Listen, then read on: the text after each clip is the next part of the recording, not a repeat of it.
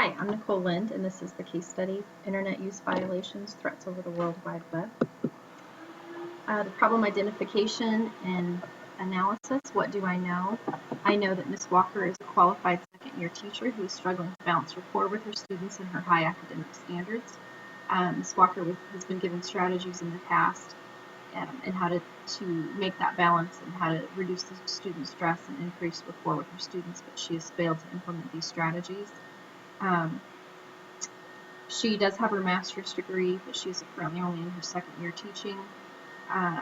A disturbing website has been created about Ms. Walker using both vulgar and suggestive language, and it also it asks the question who wants her to disappear. And Ms. Walker feels extremely threatened by this and is completely terrified. What do I need to know about this situation in order to resolve the situation? I need to know where that email came from and where the website originated. Did it start on the school, or did it happen on school campus, or did this happen elsewhere? And that'll change a lot of how I deal with the situation. And also, who sent the email and who established the website? Could this in fact be a viable threat, or was this just simply a prank? It needs to have the utmost attention, as Ms. Walker is taking this very seriously, and we need to take it seriously also and not just blow it off that it's just a prank when in fact it could be something more. Have any school policies been violated? I need to know this both so that I can amend policies if they haven't been violated, because making such a website about a teacher would be, of course, should be a violation of policy.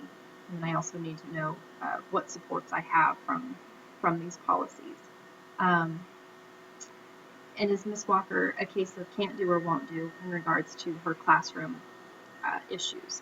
Does she simply not have the skills to be able to develop the rapport with the students? Does she need more skills? Does she need more strategies? Is she needing more support in that direction? Or does she just simply refuse to do it and she just doesn't care about the student stress situation? The problem, Ms. Walker feels that her life has been threatened. This needs the utmost attention. Even if I suspect it's only a prank, we need to investigate it and evaluate it as if it is, in fact, a threat on her life. The inappropriate email or website may have originated from the school and by students, and that also needs our utmost attention so that we can deal with that properly. Ms. Walker is struggling to manage her high academic standards with the needs of her students, and this may be what caused the website to be developed in the first place. So again, this has been brought to my attention that there are some issues here and need to be dealt with. My plan of action to resolve the situation, first of all, would be to report the incident. I need to report to the superintendent. I also believe I need to report it to the police department. At this point, it's just going to be letting them know what's going on and asking for any directives that they have or anything that I need to be doing that I hadn't already thought of. I would also review the policies that are put into place. I need to know what supports I have from policies, what elements I need to investigate to ensure that those policies have in fact been violated, or so that I can go forth with discipline if the situation calls for it. And I need to investigate the situation extremely thoroughly. A thorough investigation is both fair to Ms. Walker and fair to other students, such as Randy Franks, who she believes is responsible. He shouldn't be accused wrongly, as no student should, and Ms. Walker also deserves to know who did this and why, and what their intent was. And of course, document. This is an affluent area, but even regardless of the fact that it's an affluent area, documentation maintains the integrity of the investigation. And develop supports for Ms. Walker. She is now going to be afraid of her students, and she also was needing supports anyways in regards to her classroom management and balancing that her academic standards with her rapport with her students. Strategies for implementation. Like I said earlier, report the incident both to the superintendent and to the police department. Investigate the origination of the email and the website.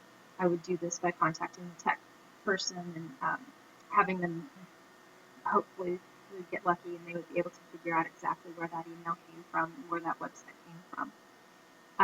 If they were able to give me names and they were students, I would be interviewing all parties and trying to get their story and why exactly, what was the intent of this email on this website.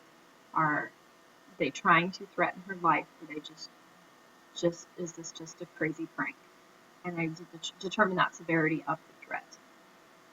If it is a viable threat, then the police department, of course, would need to be much more involved. Or if it didn't occur from school and we were unable to determine where the email had come from, then that would need to also be reported to the police so that they can take over that investigation. Based on where this information gets me in interviewing the parties and what they can tell me, I can then go forth with my discipline strategies. The second part of this would be dealing with Miss Walker. I need to increase my observation and my communication with Miss Walker, both to check on her and make sure that she has the support in dealing with this incident and how she's feeling and coming through this, and also in dealing with her classroom and how she's dealing with the stress of her students and the fear that she now has from her students as well. And then after I have more facts on what exactly is happening in her classroom, I can then develop supports for Miss Walker and what type of strategies will work for her.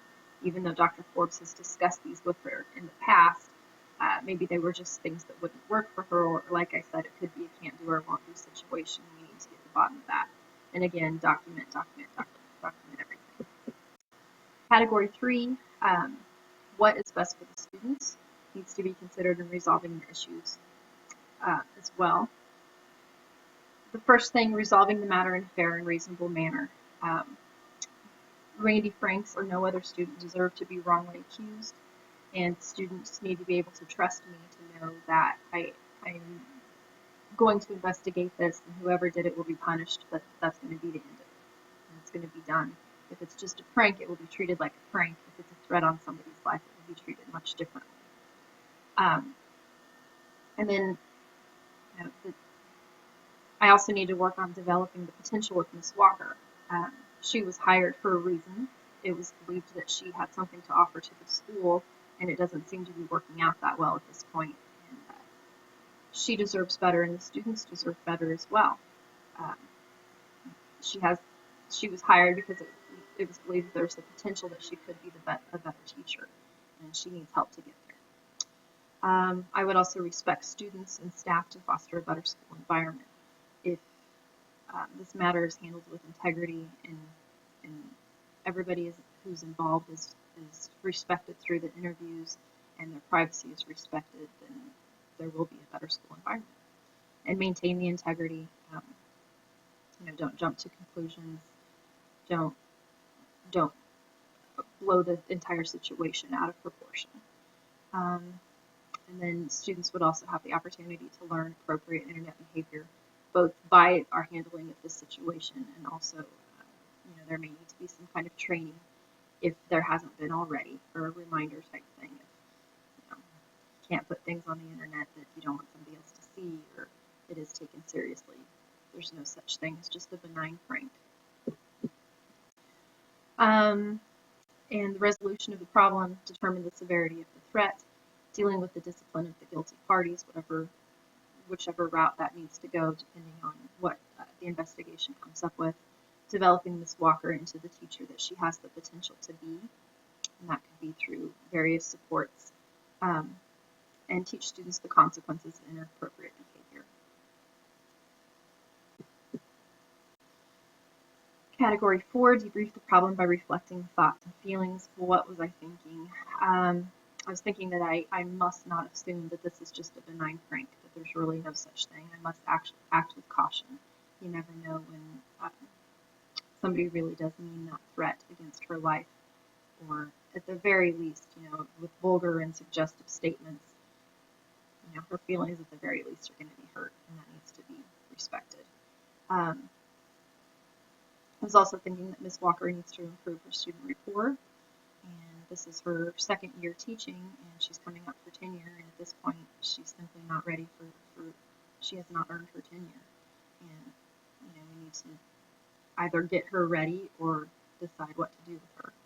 And I must carefully handle this situation in regards to fairness and privacy to all parties, and while documenting everything. That's, again, maintaining the integrity of the investigation and of the school. What was I feeling? I feel very bad for Miss Walker. I know that she's now fearful of her students, and you know, I can't imagine how she feels having those things said about her either, or whatever it was said. I feel that I have not properly developed Miss Walker into her have not properly developed her potential to be the teacher that she could be. Like I said earlier, she was hired for a reason. Um, Dr. Forbes is very selective in who he hires, and yet, you know, some strategies were discussed, but nothing more than that. And she clearly needs more in this regard of how to build the rapport with her students. And I also have a little anxiety over how to deal with this issue, or in dealing with this issue and resolving in regards to Ms. Walker's career and the student's disciplinary and criminal records. This is kind of a high stakes situation. This could be Ms. Walker's career, her reputation is at stake, and how she pulls out of the situation if she's able to build that student rapport and obtain her tenure and go on and become the great teacher that she's capable of, or will she just simply be let go at the end of this year because of this? And also the students, you know, if they made a threat and they made an inappropriate website, then they could be looking at criminal charges as well. And, you know, it's a high stakes issue. And what was I valuing? I'm valuing the life of my teacher and her perception of the severity of the threat. And I value the privacy of the teacher and the students. And the teaching potential of Ms. Walker is also valued. And of course, the law and the rights of all parties, you know, in regards to privacy and due process. Unresolved issues: the severity and the origination of the threat or prank. Obviously, we don't know that. Hopefully, you know, we get lucky and we're able to figure all that out. The teaching practices of Ms. Walker, there again is lots of room for improvement, and hopefully the strategies that were implemented were able to help her out. And Ms. Walker's tenure readiness is of course an issue, and Ms. Walker's reputation, rapport with students, the parents, and the community, and the education for students regarding internet behavior.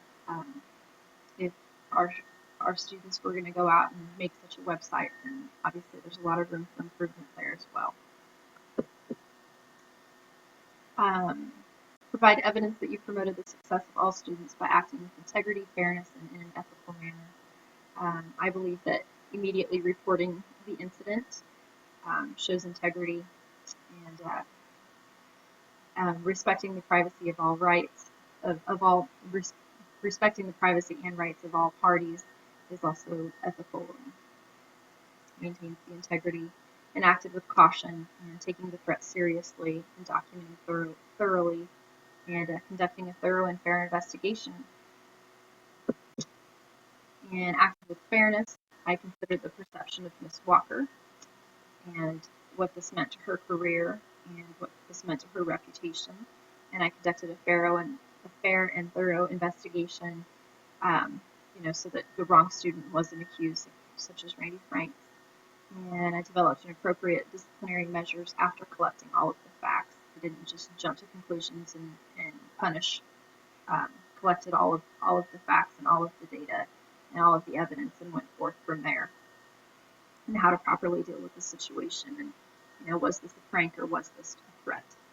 There's a very big difference in how to discipline between those two. And I consider the frustrations of the students as well. I'm trying to be fair with that they may just be reacting to their frustration. Demonstrate a personal and professional code of ethics. I conducted a thorough investigation, developing consequences that are appropriate to the circumstances based on all the information. Again, gathering all of the facts and acting from that, and not just acting on, you know, Ms. Walker's first instinct that this was Randy Franks. And number 3, considering ways to avoid this in the future. You know, that would be developing the supports for Ms. Walker and developing her potential and how to be a better teacher, and also possibly some internet education for students on, you know, if you do this kind of thing, there's no such thing as the benign prank, that there are consequences to other people and their feelings and their careers.